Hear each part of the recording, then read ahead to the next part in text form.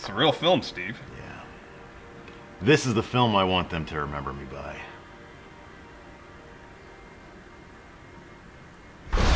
Number 10. The Hottie and the Naughty! What the fuck is a naughty? That doesn't even make sense, not a real term. Great story about this movie. For its UK release, the film was marketed as being, quote, the #1 film, unquote, on movie posters. In the fine print, though, it was revealed that it was actually #1 on IMDb's bottom 100.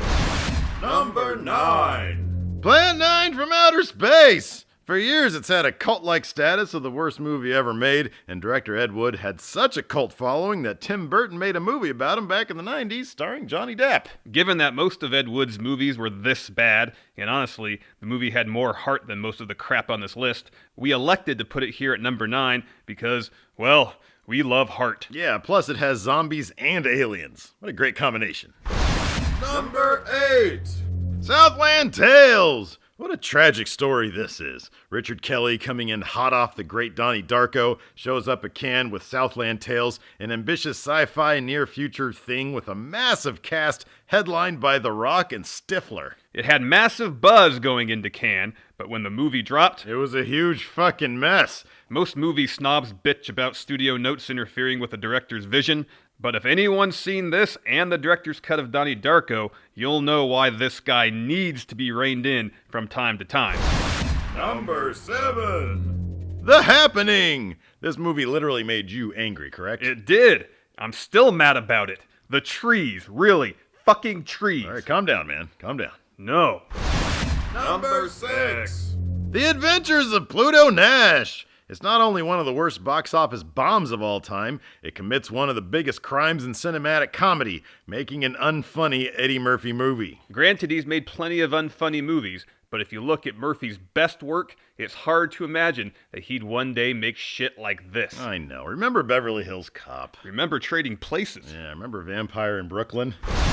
Number 5. Batman and Robin! The declining returns on the Batman movies of the 80s and 90s are fascinating to watch. Burton's Batman was genius. Batman Returns lacked charisma, but had fun moments with Michelle Pfeiffer and Danny DeVito. Batman Forever was an odd throwback to the campier days of the 60s TV show. And then Batman and Robin, which was a steamy pile of fucking trash which ruined the franchise until its 2005 Chris Nolan reboot.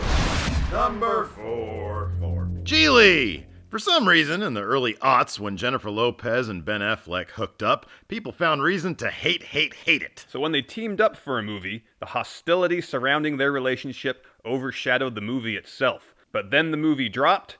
Holy fuck, it was bad. Yeah, and it bombed. People loved to hate on it, and eventually Ben and J-Lo broke up, and now Ben is an Oscar-winning movie director-producer type guy, and he's about to play the Batman. How do you like them apples?